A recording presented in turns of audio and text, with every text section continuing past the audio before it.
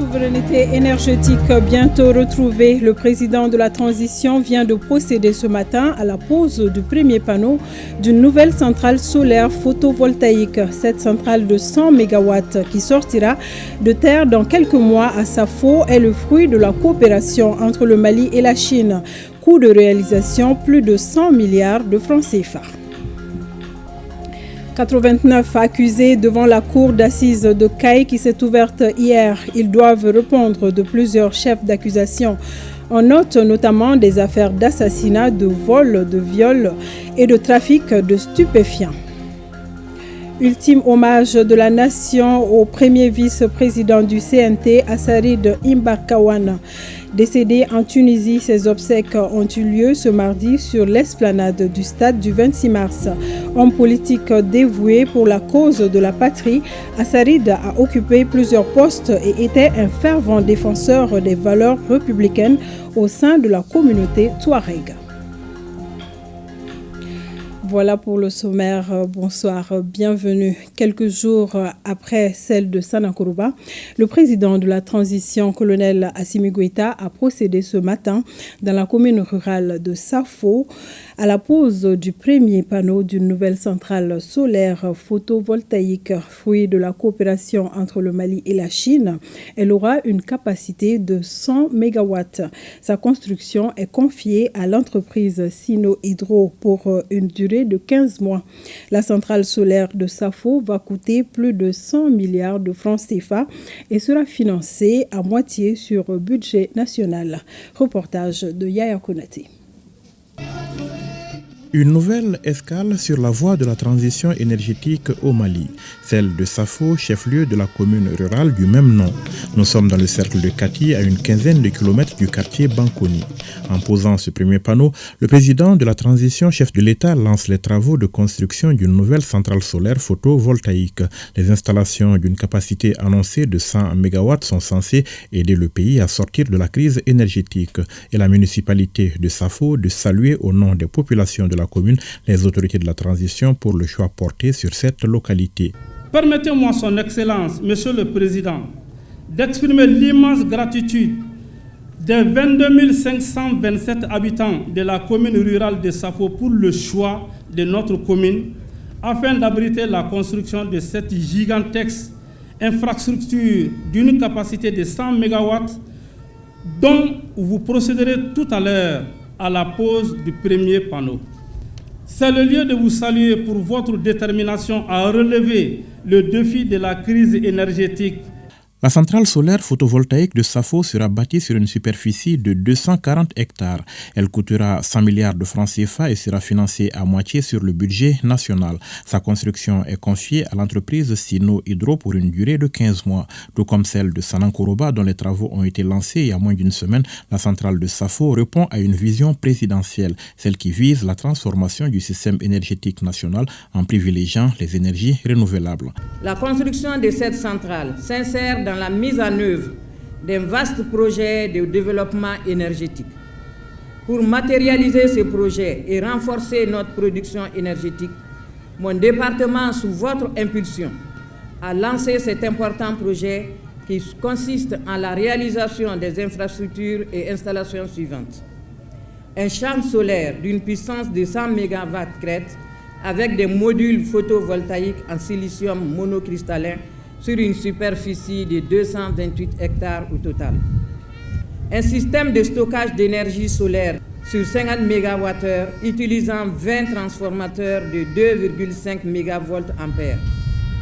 Des cabines préfabriquées de 30 kV et des transformateurs de 100 MV. Un convertisseur de boîtier d'appoint de 3,5 MV et 10 onduleurs de chaîne de 30 kW pour chaque unité de production. Et les raccordements au poste 225 sur 30 kV de Safo. À Safo, la partie chinoise entend mettre tout son savoir-faire en misant notamment sur les technologies de pointe et l'innovation. Pour l'ambassadeur de Chine au Mali, il s'agit d'une nouvelle réalisation qui s'inscrit dans une liste déjà longue de fruits de la coopération entre la Chine et le Mali, deux pays qui entretiennent des relations basées sur une confiance politique mutuelle. Aujourd'hui, Le lancement de la construction de la centrale solaire de Safo apporte une nouvelle preuve de la solidarité et de la coopération entre la Chine et le Mali. Le Mali est très riche en ressources énergétiques solaires et la Chine dispose d'une technologie solaire avancée et d'une capacité de production de haute qualité. La coopération entre les deux parties dans le domaine de l'énergie solaire créera un exemple de coopération gagnant-gagnant et ouvrira de larges perspectives. Et la construction de cette centrale solaire sera un pas crucial pour relever les défis énergétiques du Mali. En lançant les travaux de la centrale de Safo, le chef de l'État n'a pas manqué de saluer cette coopération avec la Chine, mais aussi de réaffirmer sa détermination à poursuivre les projets structurants et à innover dans le secteur énergétique. Nous sommes toujours dans la dynamique des différents travaux de lancement des constructions des centrales solaires pour certaines de nos localités. Et après l'étape de Sanankoroba, nous voilà à Safo pour la même raison. Et la nouvelle centrale de Safo, avec une capacité de 100 MW crête, va non seulement permettre la création d'emplois directs et indirects, mais surtout d'augmenter la fourniture d'électricité pour nos concitoyens.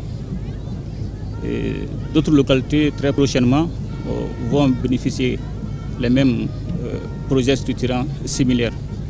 Et notre ambition, notre objectif est d'innover le secteur énergétique, qui est un secteur incontournable dans le cadre du développement endogène. Je voudrais aussi surtout saluer l'accueil et la mobilisation surtout de la population de Safo et environ, mais aussi de saluer l'excellence des liens de coopération entre la République populaire de la Chine et du Mali. Nous partageons les mêmes principes, la même vision avec nos partenaires chinois, à savoir la non-ingérence dans les affaires internes, le respect de la souveraineté de nos États et surtout la défense des intérêts de nos différents peuples. Et je tiens une fois de plus à remercier Excellence M. Lamassoure ici présent pour son appui constant. C'est donc une journée historique et mémorable qu'ont vécu aujourd'hui les populations de Safo, mais aussi celles des communes environnantes.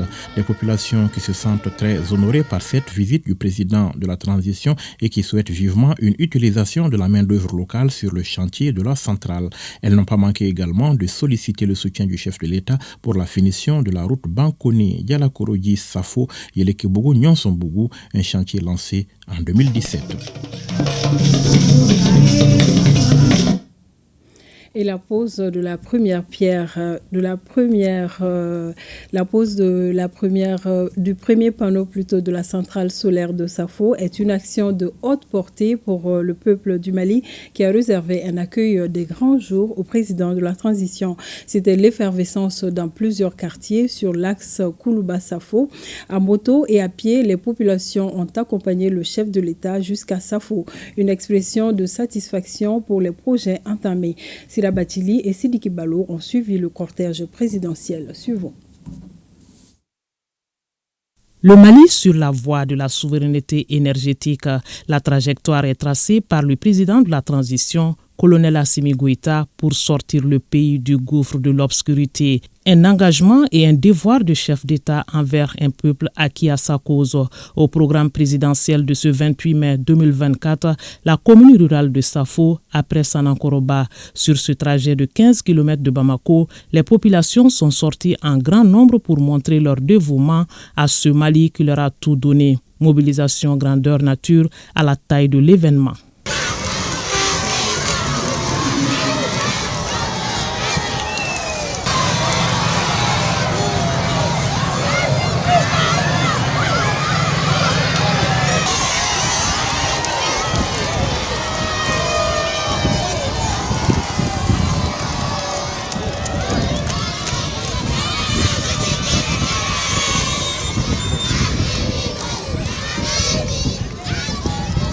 Le cortège présidentiel est accompagné par les citoyens qui, à moto, ski à pied défiant tout protocole.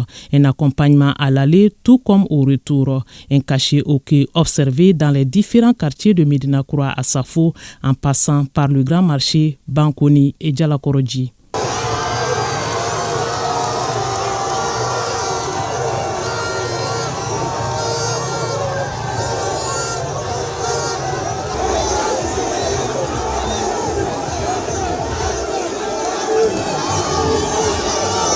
Le signal est fort et le message est sans embâche. Il est celui d'estime pour des actions d'un président engagé et d'espoir de voir le Mali sur la voie du progrès avec de l'électricité 24 heures sur 24. De quoi soulager non seulement les ménages, mais aussi et surtout ces Maliens qui ont leur activité liée à l'électricité.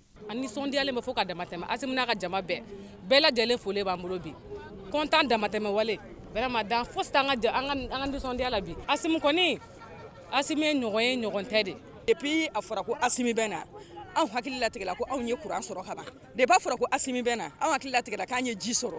Depuis Aforako Assimi Bena, an hakili latigɛ k'anw ye sira ɲuman sɔrɔ ka ban. Assimi yelen kɔni kɛra jigifa de ye anw bolo. Gɛlɛya min bɛ courant ko la bi bɛɛ b'a dɔn. N'an ka jamana ɲɛmɔgɔw y'a ɲini k'u bɛna fɛɛrɛ ko la. N'o Ala y'o don yira an na o y'anw nisɔndiya ko ye. Nin bɛ Safo commune bɛɛ nisɔndiya ko ye, ni Malien bɛɛ nisɔndiya ko ye. An bɛ dugawu de kɛ Ala ka jamana in taa ɲɛfɛ. An ka ɲɛmɔgɔ mun b'an ɲɛ Ala k'a barika d'u la, Ala ka jamana ta fanga d'u ma. Aw yɛrɛ mun ye bɛ ba nin baara la, an bɛ dugawu kɛ Ala ka barika d'aw yɛrɛ la, ka sini kɛnɛya d'aw. Vraiment anw nisɔndiyalen don, an b'Ala fo k'Ala barika da. Nin de ye Malien bɛɛ ka kunnawolo ye, Malien bɛɛ ka laɲini de ye nin ye. An bɛ yɔrɔ min na komi bi, a ka nin nali, nin fɛn fila ye min ye yɔrɔ dɔ in na ani nin a fila vraiment an b'a kɔ fo a dan. A ka nali diyara an ye, a bonyana ma. Pour certains citoyens, la pose de la première pierre de la centrale solaire de Safo, d'une capacité de 100 MW crête avec plus de 100 milliards de francs CFA, est une expression de réponse donnée à leur doléance. Une fierté. Mais jamana de befo. Kenen lenyana Assimi Goïta. Parce que a sera ka mbo jonya la. Mais au foli folo kay. Bon, aya bara chama anyeba la aka bara kono diminte nyedimi do. Angoni jamana de bebako. Halisa abaka tanimi anyeba la. Ami duwaga alaka tafanga damo alaka nyoroga jamana de nyuma ka tuwako. Abaka bara nyuma mnge. O b'an bɔ a bɛ ka an ka jamana bɔ bolo la fan bɛɛ fɛ k'an kunna wolo Mali kɔ kan Mali yan bɛɛ sewalen don bi a ka baara kɛ dɔrɔn an ka taa a kana mɔgɔ si lamɛn an mago tɛ mɔgɔ si la a ka baara kɛ a bɛ ka kɛ cogo min o de ka di Malien bɛɛ an bɛɛ b'a fɛ ta ni jamaba in ma deli ka mɔgɔ si kunbɛn a bɛ ka baara ɲuman min kɛ an y'o de y'an ɲɛ la o kama an bɔra. Assimi n'est plus le président du Mali, c'est le président de l'Afrique. Vraiment, moi, ça fait 40 ans comme ça depuis la suite de Moussa Traoré. Je n'ai jamais venu accueillir un président, si ce n'est pas Assimi. Vraiment, c'est mon président. C'est un président de l'Afrique. Quels sont vos espoirs aujourd'hui? Quelles sont vos attentes? Mon attente est que les travaux viennent de commencer. Il faut que ça finisse vite, quoi. On a besoin de l'électricité en vrai dire, vraiment. Vraiment, ni ko ni nyana. Ame do de kala ka ko ke here. Ka ke shini kene. Ka la ko nyuma dama. Ala ku bolo me ka bara la. Monsieur le Président, nous avons vu un peuple très enthousiaste tout le long du trajet de Koulouba à Safo, un peuple qui vous a réservé un accueil très chaleureux. Quel est le message d'assurance que vous avez à l'endroit de ce peuple aujourd'hui? Ça fait toujours craindre, parce qu'on voit sur leur visage les attendre et nous devons tout faire pour ne pas les décevoir. Et Inch'Allah, nous allons tout mettre en œuvre pour que les sacrifices consentis ne soient pas peine perdue. Accomplir la volonté du peuple, une conviction et l'honneur de faire le bonheur des autres, surtout quand il s'agit d'un peuple qui a tout enduré. En tout cas, Safo a vu des mains libératrices du fardeau de l'obscurité d'un président en posant la deuxième centrale solaire du Mali. Un pas de plus.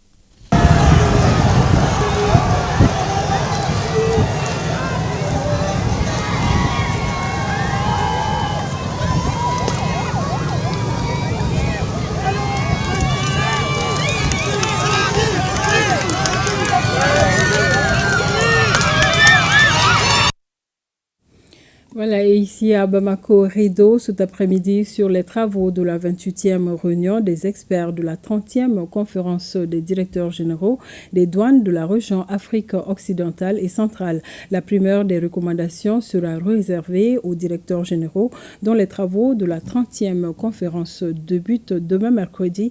Ici à Bamako, Mamari Kone. Au cours des 2 jours de travaux, les experts des 14 pays de la région Afrique occidentale et centrale de l'Organisation mondiale des douanes ont échangé autour des différents rapports d'activité, les questions de politique générale, de gouvernance, celles budgétaires ainsi que techniques. Ils ont eu l'opportunité d'échanger sur les évolutions et les défis de la région. Nous attendons vraiment de ces recommandations toutes les solutions à nos difficultés actuelles et en tout cas proches, afin de faire en sorte que la région aille de l'avant en ce qui concerne sa modernisation. La rencontre a été une rencontre très fructueuse. Vos recommandations sont valables et seront toujours utiles. Ces recommandations vont protéger l'évolution des services des douanes et nos activités pour atteindre les attentes de l'OMD dans le XXIe siècle. Les recommandations issues des travaux constitueront les documents de travail des directeurs généraux lors de la 30e conférence prévue ce mercredi ici même à Bamako.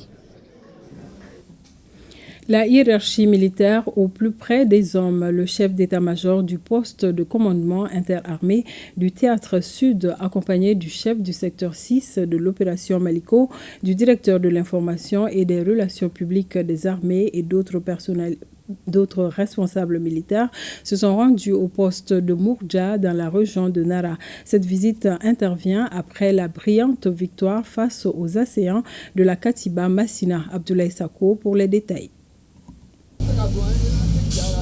24 heures après le combat, les dégâts sont encore visibles. Sur les bacs à sable de protection, on peut constater l'impact des balles, mais aussi les dommages causés par l'explosion d'un des véhicules kamikazes. Les débris de certains véhicules calcinés ont été projetés à presque 100 mètres. Les ennemis, bien équipés, ont eu face à eux des hommes déterminés et notamment bien formés qui n'ont pas fait de cadeau aux forces du mal. Et le bilan, qui est assez éloquent, fait aujourd'hui la fierté de toute une nation, à commencer par les autorités militaires. Tout d'abord, permettez-moi de m'incliner très pieusement sur la mémoire de nos camarades disparus, tout en souhaitant un propre rétablissement aux blessés. En effet, l'objet de cette visite était de venir féliciter ces hommes, ces braves militaires qui hier ont remporté une victoire éclatante et décisive sur l'ennemi ici à Mourdja. Nous les exhortons à plus de détermination, à plus de cohésion, à plus de discipline, à plus d'engagement, afin d'éviter toute surprise. Car lorsque vous infligez une telle correction à l'ennemi, il est naturellement animé d'un esprit de revanche. En outre, nous les invitons à coopérer davantage avec les populations civiles, populations dont on a toujours bénéficié le soutien et dont le soutien nous est indispensable dans l'accomplissement de nos missions. L'une des plus grandes forces de toute armée est la cohésion, et les forces armées maliennes sont un cas d'école en la matière. Cette visite à Mourdja, qui se passe dans une très bonne ambiance, en est la parfaite illustration.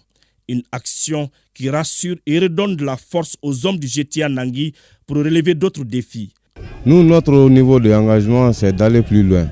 On est venu ici pour combattre et on va combattre jusqu'à la mort.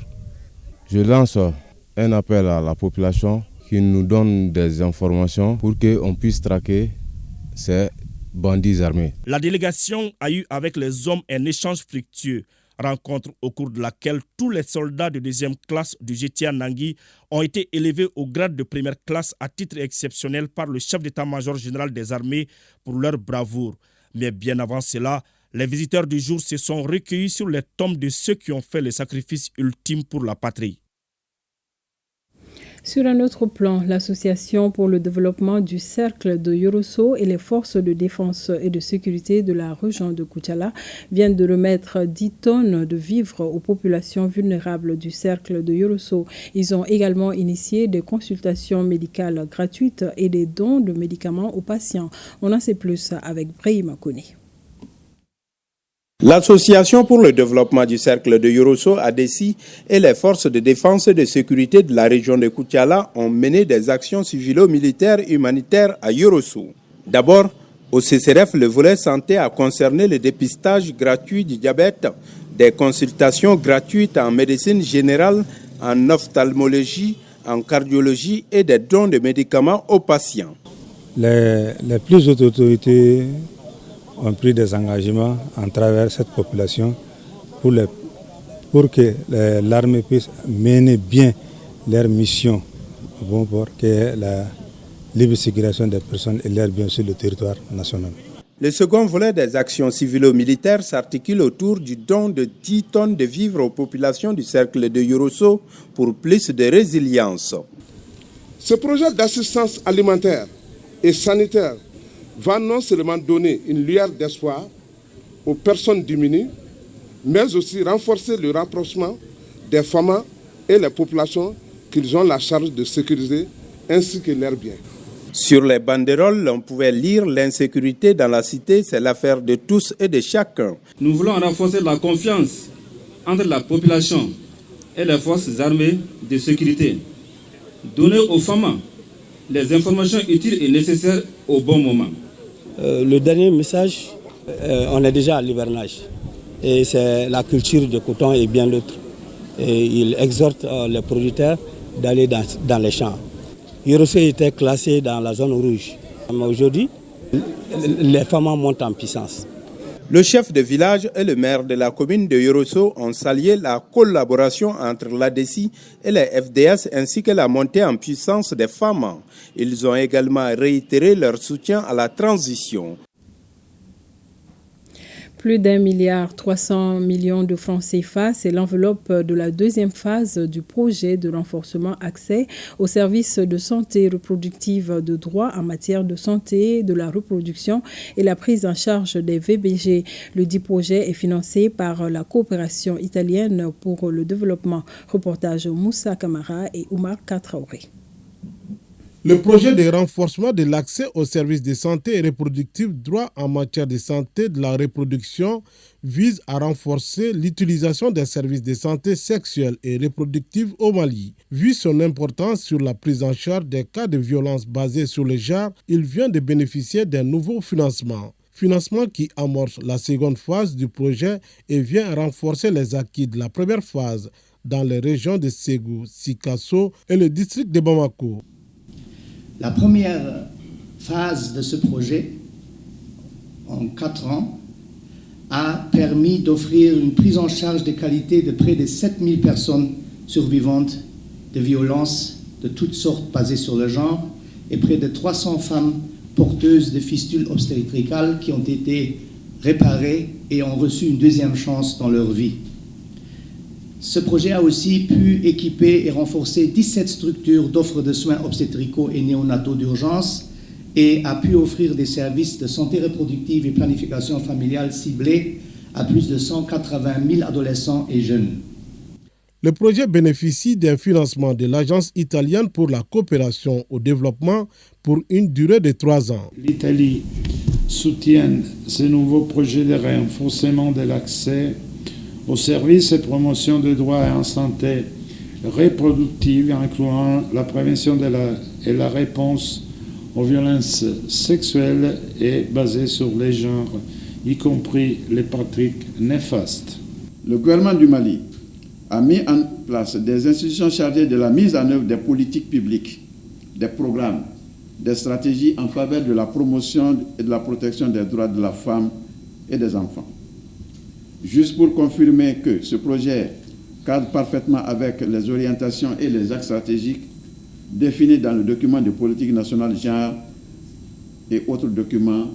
Les acteurs du projet ont saisi l'opportunité pour échanger avec les organisations partenaires de l'UNFPI. Le Mali, à l'instar de la communauté internationale, célèbre aujourd'hui la journée internationale de l'hygiène menstruelle. Cette année, c'est l'école fondamentale de Tienfala dans la région de Koulikoro qui a servi de cadre pour les festivités. La journée est l'occasion d'attirer l'attention des communautés et les décideurs pour une meilleure gestion de cette question existentielle, surtout en milieu scolaire. Le récit de nos envoyés spéciaux, Sokona Kamisoko et Abdraman Dokatraoré. Les 921 élèves, dont 433 filles, de l'école fondamentale de Tienfala dans la région de Koulikoro sont désormais informés et sensibilisés sur les bonnes pratiques en matière de l'hygiène menstruelle. Ainsi, peut-on résumer les faits marquants de la 10e édition de la Journée mondiale de l'hygiène menstruelle. Au Mali, 93% des écoles ne pratiquent ni des sessions d'éducation ni des sessions d'orientation pour sensibiliser les élèves sur la gestion de l'hygiène menstruelle. 98% des écoles ne disposent pas d'outils spécifiques à la gestion de l'hygiène menstruelle et à l'intimité des filles dans les toilettes. Grâce à la formation du Ready to Play, j'ai appris à confectionner les serviettes hygiéniques. J'ai appris que les règles sont normales. Aujourd'hui, je mobilise mes camarades à ne pas se moquer des filles qui ont leurs règles. L'UNICEF a réalisé en 2019 une étude sur l'hygiène menstruelle dans les cercles de Bandiagara et de Kati. Elle révèle qu'environ 90% des adolescentes ne changeaient pas leurs serviettes hygiéniques à l'école et 20% des filles affirment avoir manqué un cours pendant leur menstrues. Au nom des partenaires techniques et financiers et au nom de mon représentant, M. Pierre Ngom, je réaffirme notre engagement à continuer à apporter notre appui dans la recherche d'un bien-être et d'un devenir toujours meilleur pour les filles et les adolescentes. Depuis 2018, le gouvernement du Mali, à travers le ministère de l'Éducation nationale, a intégré l'hygiène menstruelle dans les politiques et stratégies WASH en milieu scolaire. Elle s'est traduite par l'adoption du plan stratégique WASH 2022-2025, l'intégration de la GHM dans le curriculum de l'enseignement fondamental 2 et l'annonce de son intégration au niveau du fondamental 1. L'UNFPA a saisi la journée pour offrir 500 kits de serviettes hygiéniques et des livres comportant des bonnes pratiques de l'hygiène menstruelle à l'école de Tienfala. À Kolondjeba, la ministre de la Promotion de la Femme, de l'Enfant et de la Famille a inauguré hier lundi le One Stop Center du Cercle. Le centre prendra désormais en charge toutes les victimes survivantes des violences basées sur le genre, fruit du partenariat entre le gouvernement du Mali et les Nations Unies. Benoko Fofana et Aboubakar Traoré.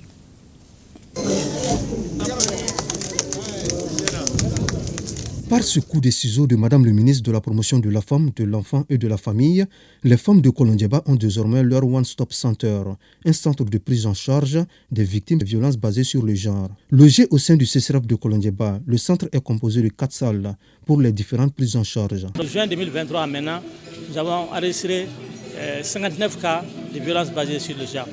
Une femme qui est victime de violences, quand il rentre au niveau du One Stop Center, il va bénéficier de toutes les prises en charge. Il y a la prise en charge psychologique, il y a la prise en charge judiciaire et juridique. Madame le ministre nous a remis la clé d'une maison aujourd'hui qui n'est pas comme les autres maisons.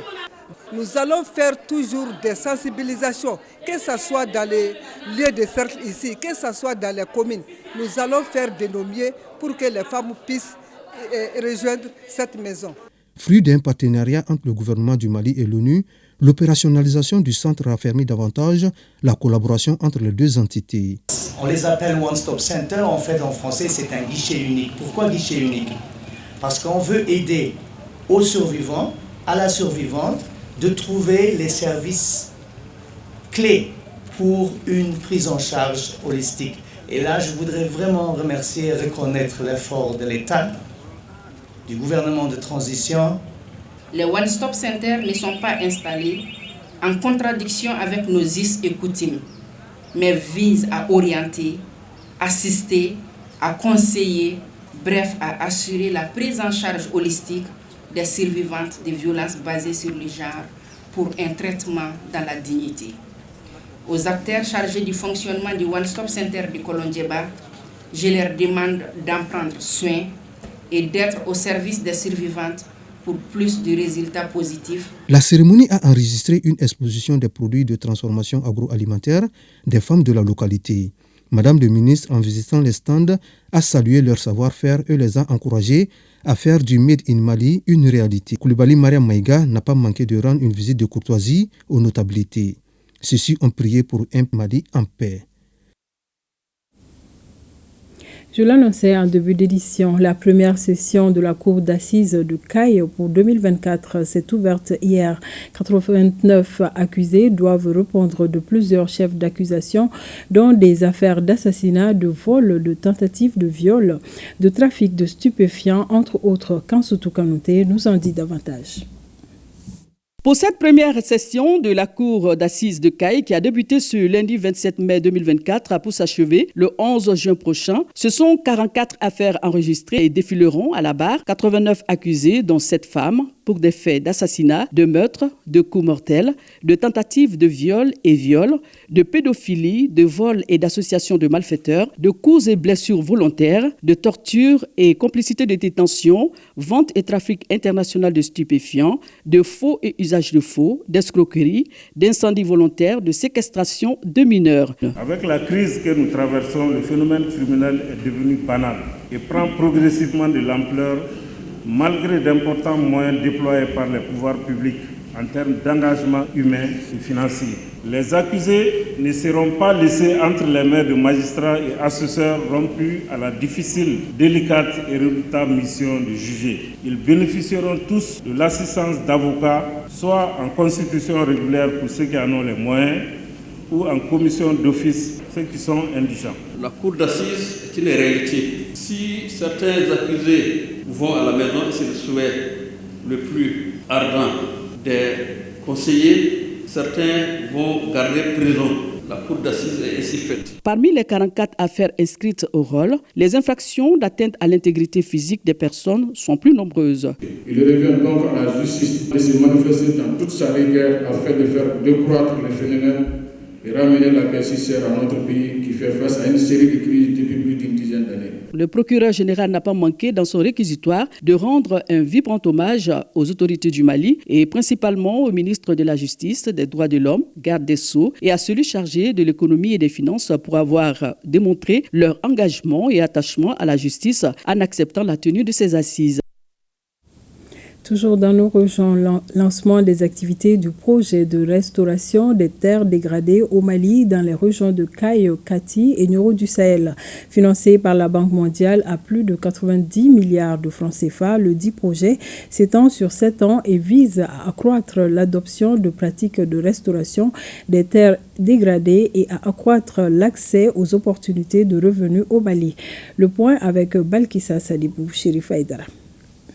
Selon le ministère de l'Environnement, de l'Assainissement et du Développement durable, près de 90% des ménages maliens dépendent du bois de chauffe et du charbon de bois pour leurs besoins énergétiques et plus de 100 000 hectares de terres forestières sont perdus chaque année.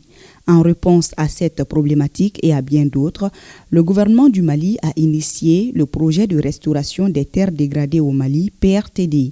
D'une durée de 7 ans, il s'articule autour de 3 composantes. Une composante renforcement des capacités organisationnelles et institutionnelles, une composante investissement dans la restauration des paysages et une composante gestion du projet.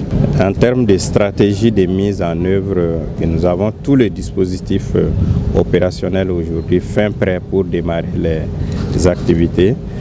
Au total, 39 communes des régions de Caille, Kita et Nioro du Sahel bénéficieront des activités du projet. De façon spécifique, le projet vise à restaurer le capital social, le capital culturel et le capital naturel à travers des actions sanitaires comme l'actualisation ou l'élaboration des PDC dans les communes ciblées pour prendre en compte les questions d'environnement, de changement climatique et de développement durable. Le projet de restauration des terres dégradées au Mali est mis en œuvre à Caille par le CIDS, à Kita par l'ONG Gage et à Nioro du Sahel par le consortium CIDS-CSPIDA. Le ministère de l'Environnement, de l'Assainissement et du Développement durable a lancé l'initiative Soutien aux actions anticipées du cadre mondial de la biodiversité. Il s'agit pour chaque État d'apporter sa contribution à la préservation de la biodiversité à travers des actions concrètes. Youssouf Diakité, Julie Traoré. C'est dans la mouvance de la célébration de la Journée internationale de la biodiversité que le ministère de l'Environnement, à travers la Direction générale des eaux et forêts, lance cette initiative intitulée « Soutien aux actions anticipées du cadre mondial de la biodiversité de Comminges-Montréal ». Il s'agit là pour les États d'intégrer toutes les phases de sauvegarde de la biodiversité. Ça va traiter de toutes les activités de conservation et de préservation de la biodiversité. Déjà, au plan international, on parle de 30% de conservation des zones terrestres, des eaux intérieures, des zones maritimes et côtières, 30% des zones dégradées, des écosystèmes dégradés, la diminution de moitié des espèces envahissantes et la réduction, en tout cas, de tous les financements préjudiciables à la biodiversité. Donc on doit aller dans ce sens-là. Vu le rôle important que joue la biodiversité dans notre survie et la lutte contre les effets des changements climatiques, il est important que chacun joue sa partition pour sa préservation. La biodiversité, c'est la variété infinie des formes de vie qui peuplent notre planète, depuis les plus petits organismes microscopiques jusqu'aux majestueux géants des océans et des forêts. Car chaque espèce, qu'elle soit végétale, animale ou microscopique, joue un rôle essentiel dans l'équilibre et le fonctionnement des écosystèmes.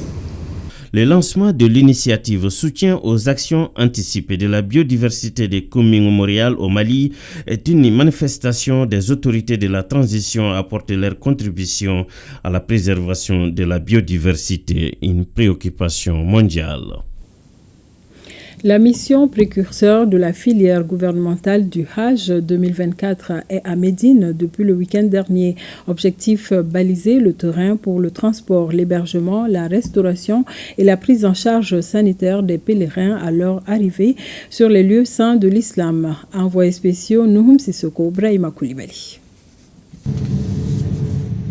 La mission précurseur de la filière gouvernementale pour le Hajj 2024 est composée de 4 sous-commissions devant s'occuper des pèlerins pendant leur séjour en Arabie Saoudite. Pour la sous-commission de transport, toutes les dispositions sont prises pour assurer la mobilité des pèlerins. Même son de cloche du côté de la sous-commission accueil, hébergement et assainissement, où des innovations sont opérées. On a fait l'état des lieux, on a visité les chambres, à l'intérieur des chambres, l'intérieur des toilettes, ainsi que dans l'hôtel même, on voit que l'assainissement, tout va bien. Et l'hôtel est bien assaini. Tous les pèlerins de la filière gouvernementale seront logés dans un même hôtel, très proche de la mosquée. On a pris le contact avec les différents collaborateurs, les différents partenaires et les différents prestataires dès l'arrivée des pèlerins en ce qui concerne les formalités administratives et autres là. Vraiment, on est rassurés aujourd'hui. Quant à la sous-commission santé, elle se dit fin prête pour la prise en charge sanitaire des pèlerins. La sous-commission restauration aussi s'emploie à offrir des menus purement maliens. Les menus qui sont au programme, on tient compte du goût de nos plats maliens, tels que la sauce rouge, tels que le riz au gras, tels que la sauce d'arachide. Et en plus de cela, la bouillie le soir. On tient compte de tout ce que le Malien a l'habitude de prendre, d'habitude étant au Mali là-bas. On est là avant que les pèlerins viennent pour préparer le terrain. Quand les dispositifs de l'infirmerie, les médicaments sont arrivés à Médine, on est toujours dans les démarches pour retirer les médicaments à l'aéroport de Médine. Tout ça, c'est pour permettre mettre les pèlerins à l'aise pour que quand ils seront là, de prendre leur prise en charge rapide. Les premiers pèlerins de la filière gouvernementale sont attendus jeudi prochain ici à Médine. Après l'étape des cercles de la région de Nioro du Sahel, l'équipe du programme Tunkarake poursuit sa campagne d'information et de sensibilisation des maires sur le concept Point Diaspora. L'exercice a commencé par la rencontre des 12 maires du cercle de Yélimani qui ont affirmé leur adhésion au concept. Boubacar Bablé Touré. Dans le but d'informer et de sensibiliser les maires des cercles concernés par le concept Point Diaspora, l'équipe du programme Tunkarake poursuit son périple dans la région de Kaï. Première destination, le cercle de Yélimani, où elle a rencontré les 12 maires avec à leur côté les chefs du village et la CAFO du cercle autour du concept. Une initiative qui se veut un mécanisme permettant aux communes de générer des ressources locales en collaboration avec les banques partenaires du concept, cela en vue d'un développement communautaire. Concernant Yélimani, l'estimation qu'on a eu à faire, ils peuvent mobiliser plus de 300 millions de francs CFA. Ça, c'est vraiment le scénario le plus pessimiste. Et avec ces 300 millions mobilisés par an dans le secteur de Yélimani, ça peut créer au minimum plus de 1400 emplois. L'initiative se veut également une réponse à l'immigration clandestine des bras valides à la recherche de l'Eldorado. Un voyage souvent sanctionné par la mort de centaines de jeunes dans la mer ou sur le désert. Selon des témoignages, en un mois, le cercle a enregistré plus de 100 jeunes disparus. Tout a commencé lorsqu'on a décidé d'aller en aventure en Espagne. Nous avons fait 7 jours sur la mer et avec toutes les difficultés du monde. Manque d'eau, de nourriture, la fatigue. Parmi nous, 5 personnes ont perdu la vie. Nous autres avons eu la chance de tomber sur un bateau de pêcheurs marocains qui nous a sauvé la vie. Un témoignage qui n'a pas laissé indifférents ces élus locaux et les autorités administratives du cercle, d'où leur pleine et entière adhésion au concept Point Diaspora, qui selon eux représente une lueur d'espoir. Cette initiative aujourd'hui ça vient au bon moment aujourd'hui d'accompagner les communes. D'après vos explications, quand ils regardent maintenant, les volets sont identifiés et clairs, l'éducation, santé, tout le monde a son petit quota clairement pour le développement. C'est un très bon projet, un projet promoteur qui viendra aider nos populations, surtout les jeunes. Donc aussi, on arrive quand même à faire retenir les jeunes dans les villages. Donc c'est vraiment une très bonne chose.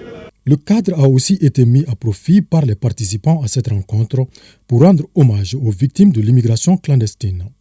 Également, une minute de silence a aussi été observée à la mémoire de feu Dr Abdoulaye Sall pour service rendu à la nation.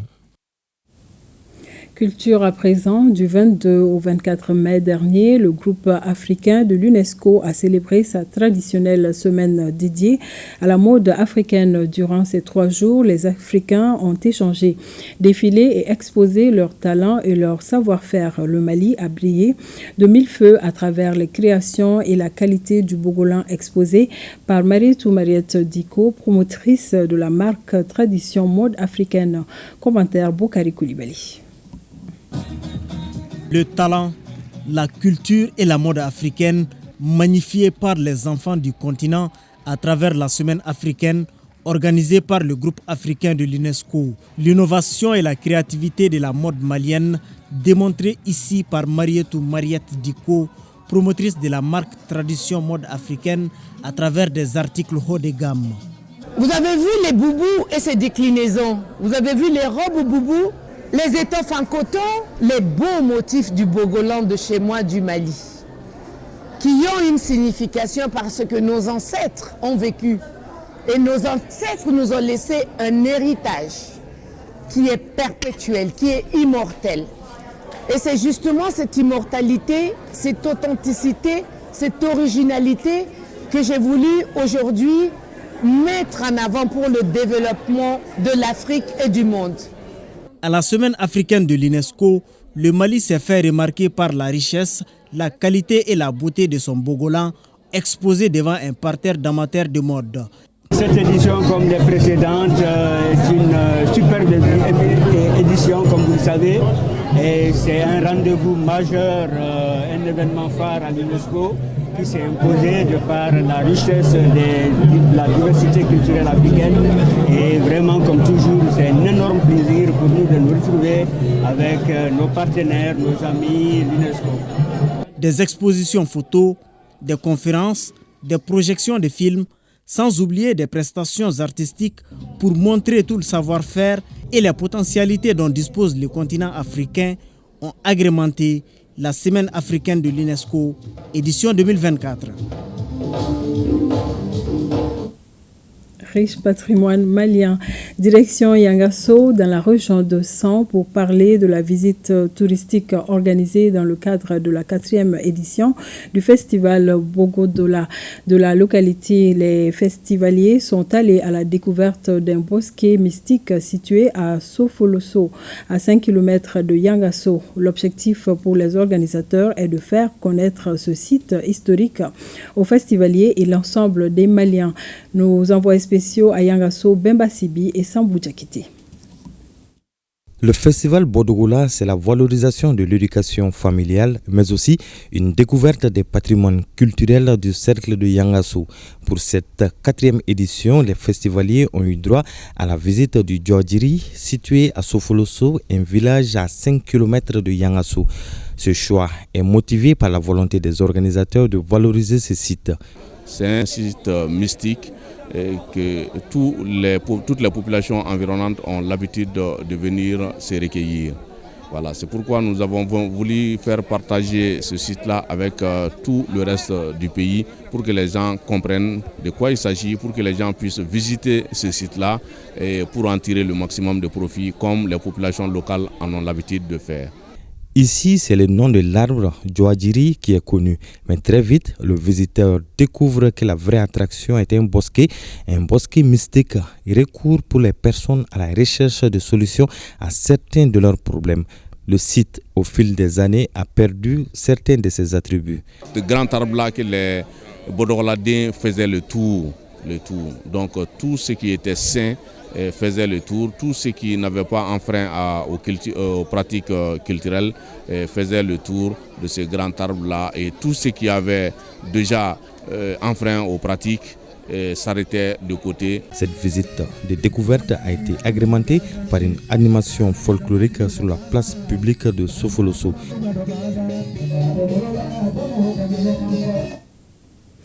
Notre chronique judiciaire de ce mardi porte sur la prestation du serment. Beaucoup de corps, comme par exemple l'enseignement, la santé, l'armée, les professions de défense de liberté et bien d'autres, imposent à celui ou à celle qui l'exerce une prestation de serment. Les cérémonies se passent le plus souvent devant les tribunaux ou les corps. C'est quoi donc le serment? Que dit-il? Quelle est la portée du serment? Pour mieux comprendre, suivons Garibou Pérou, Tchédje Kamara et Ibrahim Tembeli. Engagement solennel, le serment est une promesse prise en prenant à témoin Dieu ou ce que l'on considère comme saint. On peut prêter serment devant une personne, un tribunal ou une cour. Dans beaucoup de corps, on prête serment avant d'entrer en fonction. Il est de même pour la profession d'avocat, compare Daoudaba, avocat inscrit au barreau de Paris et du Mali. Le président de la République, quand il est élu, il doit prêter serment. Les médecins, avant leur entrée en fonction, ils doivent prêter serment. Les avocats aussi, avant leur entrée en fonction, doivent prêter serment. Donc c'est un engagement solennel, une promesse faite à soi-même, à ses confrères ou au peuple malien. Promesse faite d'abord à soi-même, ensuite à la corporation et enfin à la société. Maître Ba rappelle la formule consacrée pour mieux défendre sa thèse. Chez les avocats, le serment aujourd'hui qui est prêté au niveau de l'ensemble des barreaux de l'UEMOA est régi par l'article 24 du règlement numéro 05. Et l'article 24 du règlement numéro 5 dit que les postulants doivent, avant d'être admis au stage et sur présentation des bâtonniers de l'ordre, prêter devant la cour d'appel le serment en ces termes. Je jure en tant qu'avocat d'exercer ma profession avec honneur, indépendance, probité, délicatesse, loyauté et dignité dans le respect des règles de mon ordre. Donc vous savez autant que moi, l'honneur renvoie à des principes éthiques. Donc c'est le sentiment que quelqu'un a de sa dignité, l'indépendance. L'indépendance, c'est à 3 niveaux. Déjà, quand quelqu'un est indépendant, ça veut dire qu'il n'est tributaire de personne. L'indépendance suppose l'indépendance morale, l'indépendance suppose l'indépendance intellectuelle et l'indépendance suppose l'indépendance économique. La probité. La probité, c'est le respect de l'ensemble des règles. Donc, quand vous prêtez serment, ça veut dire que vous vous engagez à respecter les règles. Il ne s'agit pas seulement des règles régissant la profession d'avocat, mais il s'agit de toutes les règles qui régissent la vie en société. Donc la délicatesse. La délicatesse, c'est la subtilité, c'est la mesure dans toutes choses. Donc le fait de ne jamais être dans l'insolence, par exemple. Maintenant, la loyauté, c'est la rectitude, la dignité.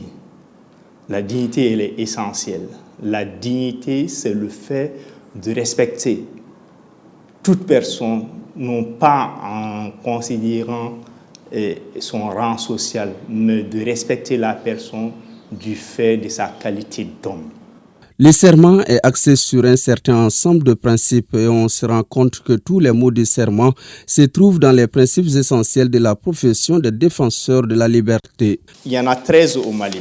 Il y a la dignité qui se retrouve dans le serment, il y a la conscience, il y a l'indépendance qui se retrouve dans le serment, il y a la probité qui se retrouve dans le serment, il y a l'humanité, il y a l'honneur, il y a la loyauté qui se trouve dans le serment, il y a la délicatesse qui se retrouve dans le serment, il y a la modération, il y a la courtoisie, il y a le désintéressement, il y a la confraternité et le tact.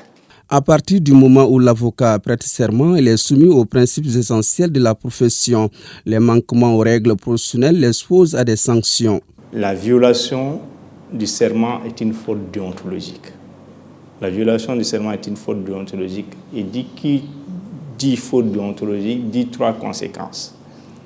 La faute peut être disciplinaire, la faute peut être civile et la faute peut être pénale. Le serment est un acte sacré. Il prend en compte les règles fondamentales qui gouvernent les professions. Le respect seul des termes du serment et des principes essentiels écarte les professionnels des fautes déontologiques. Page noire, on vous avait montré dans notre édition d'hier l'arrivée de la dépouille du premier vice-président du CNT, Assarid Ag Imbarkawan, décédé en Tunisie. Ses obsèques ont eu lieu ce mardi sur l'esplanade du stade du 26 mars. En politique dévoué pour la cause de la patrie, il a occupé plusieurs postes et était un fervent défenseur des valeurs républicaines au sein de la communauté touareg. Un dernier hommage lui a été rendu par la nation. Aridjou Matina.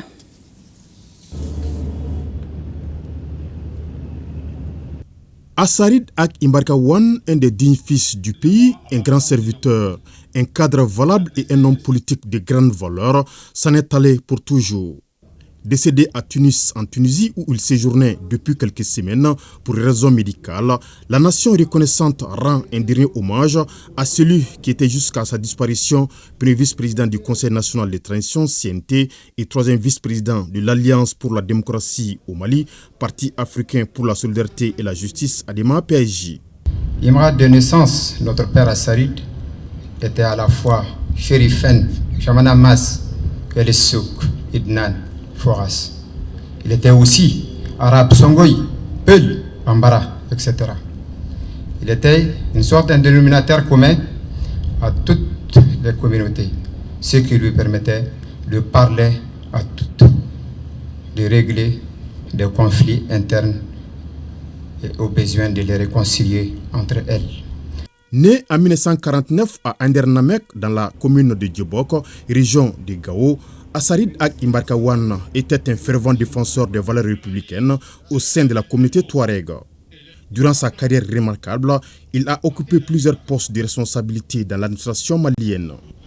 Aussi, il était reconnu comme un homme de paix et de dialogue, réputé pour son expérience et ses contributions significatives aux négociations et à la diplomatie parlementaire. Bien avant l'arène politique, l'illustre regretté avait brillé dans le domaine des arts et de la culture.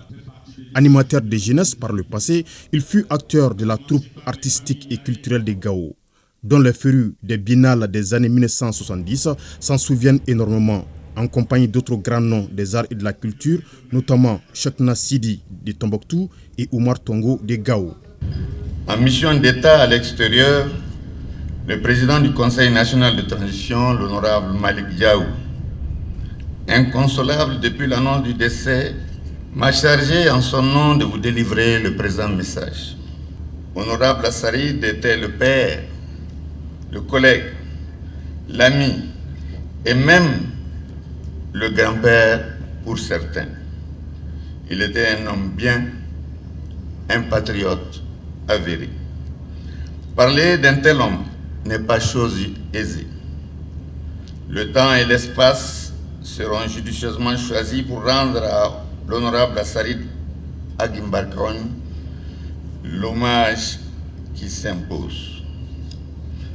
Aujourd'hui, la nation entière, le chef de l'État en tête, toutes les institutions de la République, les amis qui ont décidé de vivre avec nous, tous ont tenu avec respect, reconnaissance et estime dire au président du Conseil national de transition, l'honorable Malik Diaw, combien est dure l'épreuve à nous imposer par la volonté du Tout-Puissant. Connu pour son tempérament apaisant, le député élu plusieurs fois dans la circonscription des Gao était très respecté pour sa capacité à mener à bien les missions qui lui étaient confiées. Homme politique serviable et dévoué, la disparition d'Assarid est également une énorme perte pour le parti de l'abeille, dont il était d'ailleurs le troisième vice-président. Au niveau de la demande PNJ, Assarid jouit d'un respect et d'une sympathie à faire pâlir de honte les abonnés à la transhumance politique.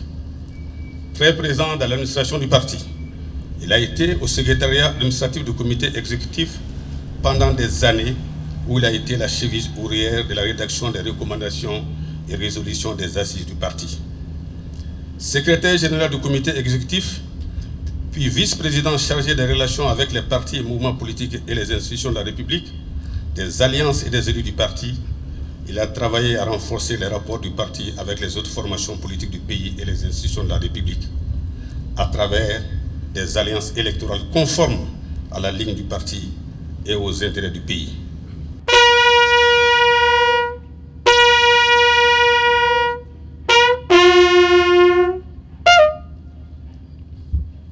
Manifestation de la divine puissance, la mort est au quotidien, en nous, avec nous. Elle matérialise le respect du serment sacré qui lie tout être vivant à son créateur. Au nom de son Excellence, le colonel Assimi Goïta, président de la transition, chef de l'État, grand maître des ordres nationaux, au nom des membres du Conseil des ordres nationaux et à mon nom propre, je présente à la famille durement éplorée, aux parents proches et lointains, aux camarades militants et à tout le Conseil national de la transition, mes condoléances les plus émues. Le Mali pleure ainsi la perte d'un de ses fils les plus valeureux, dont l'héritage de paix ainsi que des services publics continuera d'inspirer les générations futures. L'honorable Assarid Ag Imbargawan repose désormais au cimetière de Sirakoro Neketana.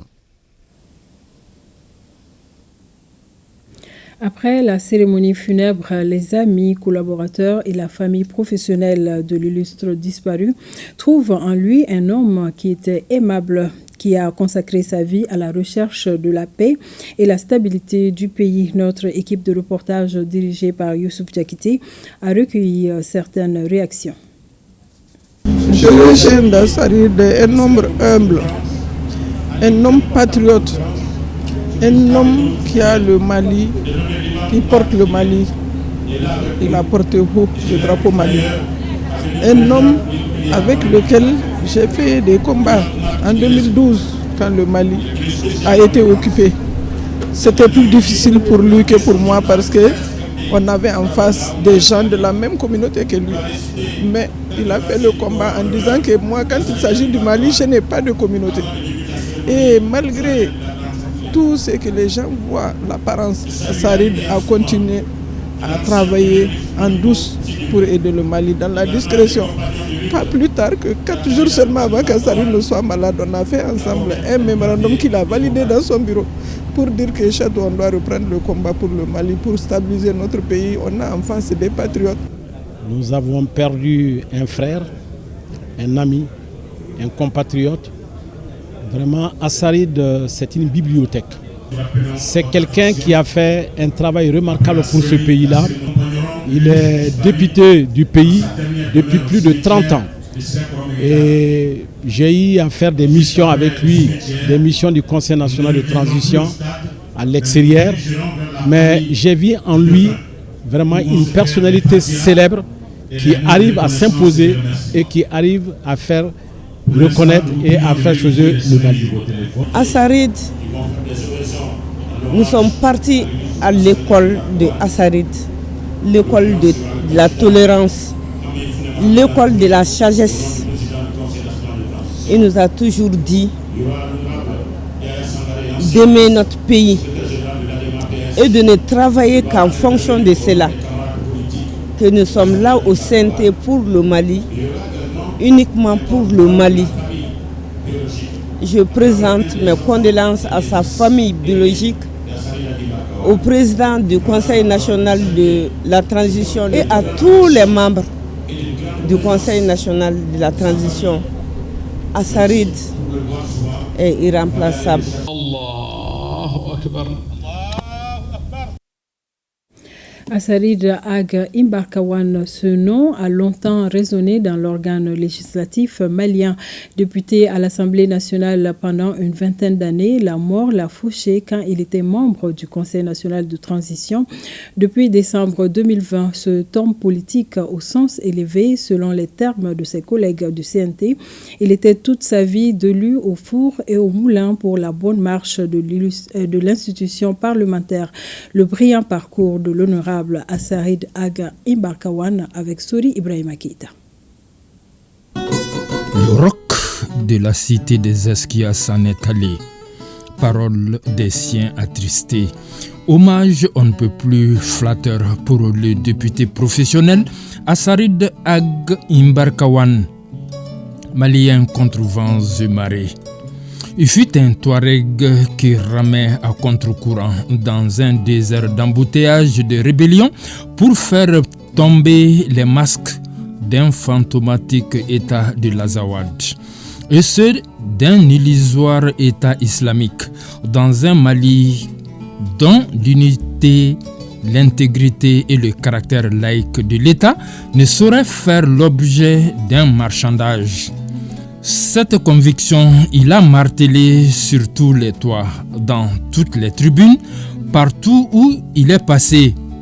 Il n'a jamais été à faune sur la question. C'est vrai qu'il n'a pas été parfois entendu, mais il a toujours été écouté, comme par exemple au cours de ce face-à-face au Parlement européen entre frères ennemis d'alors, premier vice-président de l'Assemblée nationale qu'il était et un membre influent du MLA.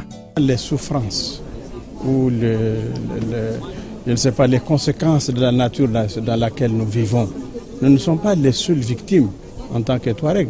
Les Sorais aussi sont victimes, les Peuls sont victimes. Toutes les populations qui vivent dans cette zone sont victimes des difficultés à vivre dans cette région. Dans cette partie du Mali. Donc il faut trouver une solution globale à l'ensemble de ces questions. Même son de cloche ce 21 mars 2012 et en studio du Parlement européen face à un homologue européen. Il y a un certain nombre de choses qui sont inacceptables pour notre pays parce que la partition du Mali est une question inacceptable. Né en 1949 à Ansongo, dans la région de Gao, Assarid Ag Imbarkawan a consacré sa vie à servir sa communauté et son pays avec une passion inébranlable et un dévouement sans faille. Homme de culture par vocation, politique par devoir et conviction, incarnant valeurs de courage, d'intégrité et de bienveillance. Député indéboulonnable de Gao pendant 21 ans, il fut 4e vice-président, puis premier secrétaire parlementaire et premier vice-président assurant l'intérim du président de l'Assemblée nationale. Membre influent du parti ADEMA PASJ, il jouera un rôle crucial dans la coopération interparlementaire, en particulier au sein de la coopération ACP-UE. Preuve, en 2008, il recevra une lettre de félicitations des 77 ambassadeurs des ACP pour le rôle qu'ils jouaient au sein de l'Assemblée parlementaire. En 2011, il a co-présidé l'Assemblée parlementaire paritaire ACP-UE-AFP, un moment clé de sa carrière où son leadership a brillé de mille feux selon ces inconditionnels qui lui rendent hommage aujourd'hui. Eux qui défendent mordicus que son engagement pour le dialogue et la paix est un témoignage de sa volonté indéfectible de voir le Mali prospérer dans la stabilité et l'unité. Conseiller spécial du Premier ministre de 2017 à 2020, chargé de l'accord pour la paix issu du processus d'Alger et des relations avec toutes les institutions de la République, il fut chevalier de l'ordre national, grand officier et commandeur de l'ordre national du Mali. Il ne laisse pas que sa veuve et ses 3 enfants derrière lui, mais aussi un héritage de service, de dévouement et de passion pour son pays, surtout du courage politique à revendre, car il faisait partie de cette race d'hommes qui, adulés ou vomis, s'assume.